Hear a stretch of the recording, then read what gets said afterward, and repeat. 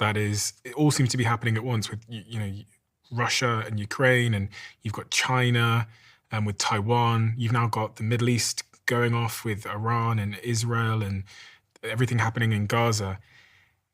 It doesn't feel like this is going to go the other way. It doesn't feel like this is going to retract anytime soon. It's funny because when Trump got elected, he promised to end these wars. And under his reign, it seems like there's more wars popping up. And actually, a lot of this causes cover and distraction for other people to start, invading countries that they've got a problem with. And we talked a little bit about international law being violated and new precedences being set in terms of what you can do. We're now at a point where it's kind of okay to bomb a sovereign country. It's kind of okay just to roll across the border and just take what you want. So I think that's where my concern starts. And I'm looking over at the other side of the map here with Russia and Ukraine, and I'm asking myself, how does that end?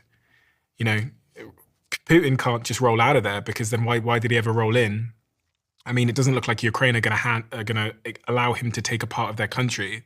That war's going to carry on.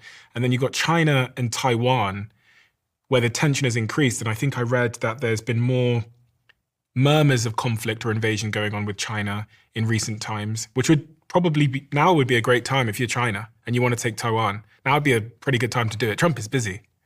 Not just busy. There's a military test happening in Taiwan in the next few days where they're practicing or prepping for a amphibious invasion from the Chinese People's Liberation Army onto the coast of Taiwan. And so what has the Chinese government done in the last few days? They have jammed GPS signals. They have launched drones that are interfering with radar, basically, and blocking shipping lanes legally within where they can be. But the point being is that if you're Taiwan, you're prepping for this amphibious invasion that may not need to happen because China can do plenty to disrupt and make life for Taiwan miserable without even setting one soldier's foot on Taiwanese soil. So absolutely, this is, and meanwhile, the U.S. is busy elsewhere.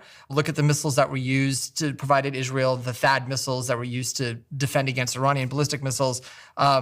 It's been depleted, right? So if you're the U.S. now, you're at a weaker state of being able to defend Taiwan than you were a month ago, 6 months ago. And there's also sort of a public fatigue, right? Because now the public in the United States, they're more polarized. There's, even on the right, there's some people that think we should be going to war. On the left, they think we shouldn't, et cetera. It's getting quite murky. There's a lot of backlash. And I'm sure Trump feels that. Some of his closest media allies like Tucker Carlson and half my Twitter feed are saying he shouldn't have dropped the bomb, he shouldn't go to war. Mm-hmm. And I'm sure that stuff gets to him. But Benjamin, you believe, I think, that if there were to be a trigger for World War III, it would come from that region. I think so. I think we would see it in the form of what we're seeing now, trade war, supply chain crisis issues. We saw during COVID what happens when the supply chain is disrupted. That was a sort of a non-human event, meaning it was a virus. But imagine China now banning the sale of all rare earth minerals to the West, right?